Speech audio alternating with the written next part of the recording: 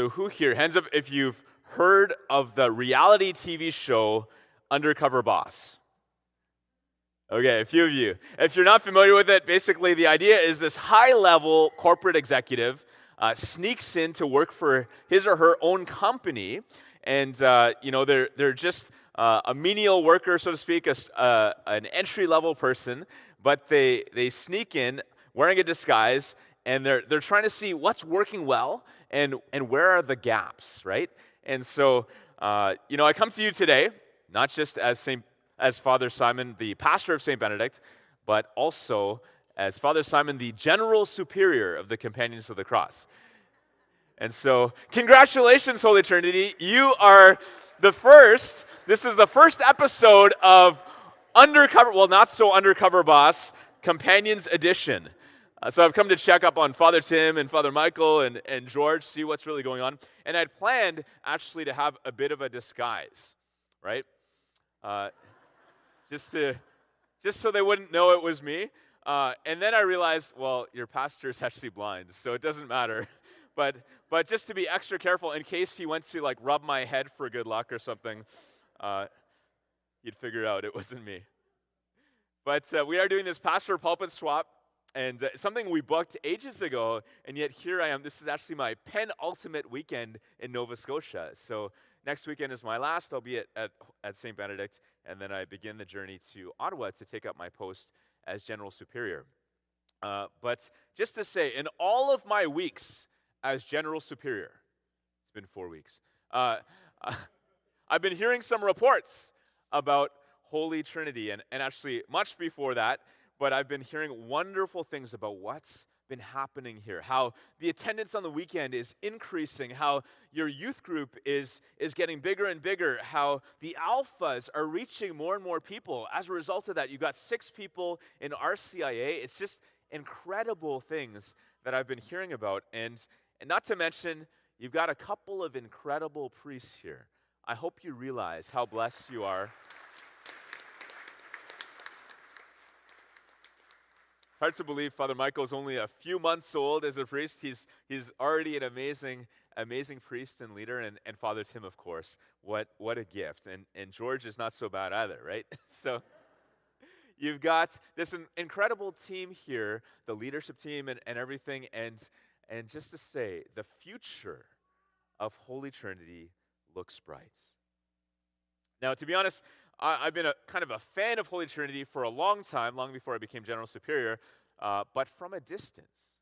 Because, I kind of had my hands full pastoring my own parish. It's pretty busy being a pastor, and I think this is true across the Catholic Church, across most dioceses, where parishes, they kind of work like silos, right? Where we're kind of alone, doing our own thing. Sometimes what can happen is parishes can even be in competition with each other, or there's that feeling, well, let's not be as lame as the other parish over there. Be honest, you've thought that before. Or I think for the most part, we're just oblivious. There's so much going on within our own walls that we're not aware of what's happening over at Saint Elsewhere. But as companions, we want to be aware. We want to work together. We want to collaborate together. And I don't know if you know this, but there's 6 companions here in Nova Scotia, 3 living here in Lower Sackville, 3 over in Clayton Park. But we consider ourselves one household in 2 locations. And so we get together all the time for prayer, for meals. We have some house socials together. We're playing Frisbee golf here. Father Tim got a hole-in-one on one of them, actually, believe it or not. True story. And we want to be together, but we also want to minister together. And we don't want to give into that temptation to just operate in silos. And it would be so easy because we're so busy, respectively, but we want to be on adventures together, evangelizing together. And we started to do a few things. We're promoting different events at St. Benedict here at Holy Trinity, praise and worship nights, We've been doing these pulpit swaps now. Leadership Summit. 2 weeks ago, I was invited to join you here at your Leadership Summit. And then yesterday morning, we invited your leadership team to come over to our Leadership Summit at St. Benedict's. And we've shared parish missions. In fact, I'd like to personally invite you this week, coming up Thursday, Friday, Saturday. We've got a parish mission at St. Benedict, and you're all welcome to join us. So different things we've been starting to do. And it sounds great, right? Who doesn't want to collaborate together? But it's not that easy. And in fact, it calls something out of us, to go out of ourselves, to go beyond, to take risks. It comes at a bit of a price.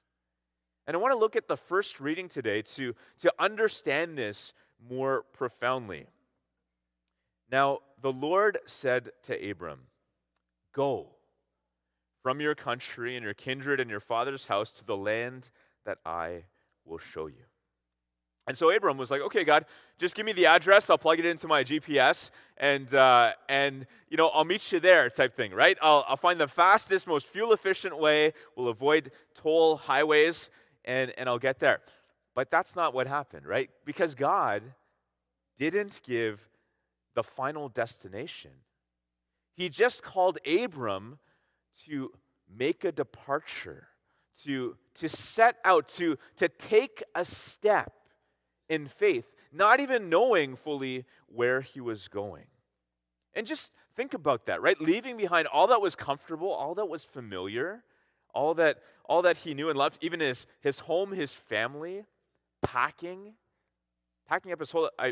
I hate packing. I know a little bit about it. Over these last couple weeks, I've been trying to pack up all my stuff, all my life from the last over 10 years here in Nova Scotia, scattered in different places. And not to mention, for me, it's all the books.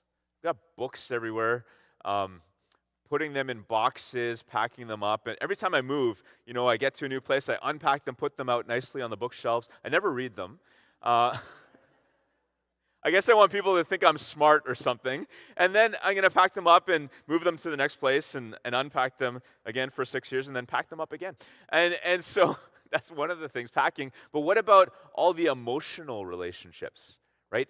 Abram leaving behind his family, his loved ones. And again, familiar to me here as I prepare to depart, there's that grieving, that emotionally letting go of beautiful relationships that I've had here, even a few here at Holy Trinity and certainly at St. Benedict's, and saying goodbye. Like, why would anybody do this?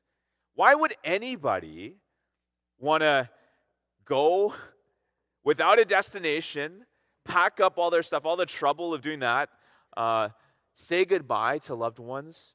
Why would anyone do it? I think it's because of the promise that God makes.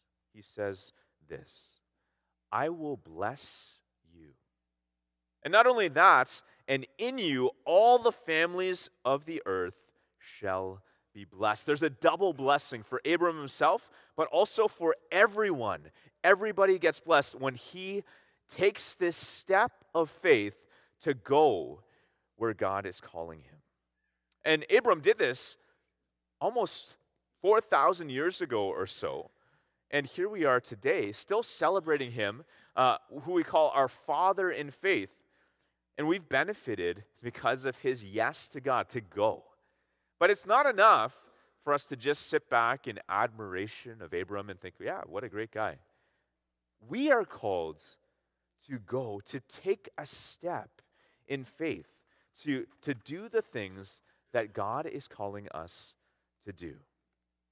Now, a couple weeks ago, Father Tim shared with you, he announced that there's this new little partnership that's forming between St. Benedict and Holy Trinity, that there's a few parishioners from St. Benedict who have felt this call, who have prayed about it, who feel called to go, to leave behind what's familiar, the St. Benedict Parish, to come here to join you for about 2 years, to help build you up even more. There's so many great things that God is doing here at Holy Trinity, and just to bless that and may it increase and even grow faster and more robust. And if you're curious about the whole backstory of that, I encourage you. Father Tim and I, we did this little interview on, and it's on your Holy Trinity YouTube channel. So just go back, check that out. It's really fun, and it'll give you more of the context of what this is about. But essentially, Father Tim, he initiated this last summer. He asked me, "Hey, Father Simon, could you give us some help?" And I was like, my immediate answer was yes. The answer is yes, because we're brothers. We want to support each other in ministry. And in fact, it's something that we at St. Benedict have been praying about for a while. We've been sensing, yeah, maybe God wants us to send people out, but we didn't know how. And it was like when he asked, this was an answer to prayer. And so I want to ask you all to be part of this, to help us to respond in a couple of ways. So first is there's these four people. I'm kind of jokingly call them the Fantastic Four. These four people who have felt this call to leave behind what's familiar, what's comfortable, to come and join you. And I would simply say to welcome them with open arms. They're wonderful people, and all they want to do is serve humbly. They want to bless whatever God is already doing so that Holy Trinity can be amazing. And so to welcome them with open arms. And the second thing is for you to respond by actually praying and reflecting about this. How is God calling you to take a step? Because this whole thing that we're doing, it's not about the four people. It's not about St. Benedict Parish. It's about you. It's about trying to create a little bit of momentum to raise up leaders from within as your parish is growing so that you would be ready and sustainable for this next season. And for some of you, that means taking a first step. Maybe you've never been in a ministry before, and it's like, okay, maybe it's time for me to try to serve in some way, to help out, to be part of this. And for some of you, you have been serving, and maybe it's time to take a next step. You know that God has blessed you, He's given you gifts, you know that you're capable of a little bit more, and it's time to say yes to that, to even lead in greater ways, to take that step, to really pray about this. How is God calling you to take a step in faith? Now, this thing that we've been talking about for many months now, this little collaboration, we've been calling it a parish fertilization, right? I don't know if any of you have green thumbs. I have a black thumb. Everything I try to grow dies. But I'm told, I've read about in books that fertilizer, it doesn't take a lot. Just a little bit of fertilizer can be like miracle grow for a plant. So a plant that's already healthy can grow even healthier and faster and be stronger, right? And just these four people, they're just like these little bits of fertilizer who are coming to help the growth. And so often, great things start with very humble beginnings. Now, a few weeks ago, we were at our Companions of the Cross. I call it our conclave, right? That's where I got elected and stuff. But Father Tim and I, we were delayed in all of our flights and everything. It was a bit of a gong show. We finally made it there just in the nick of time. On this Wednesday evening, we were actually being interviewed, the two of us, to share with the brothers about this whole project, this parish fertilization. And we got in just by the skin of our teeth. And Father Tim was his usual witty self, and I was my usual boring self. And somehow we were like Abbott and Costello. We stole the show. The brothers loved it. They were so inspired, and it filled them with hope. They were like, wow, you guys, you're not in silos in your respective parishes. You're trying to find ways to work together. And some of them were like, how can we do this in Houston? Or how can we do this in Ottawa or wherever? And so they were so inspired. I want you to know that this little experiment, this little fertilization, this is actually inspiring companions priests who are in different parts of North America. And I believe that as all of us continue to say yes to God, to continue to be open to taking that step that He's calling us to, it's going to bless us.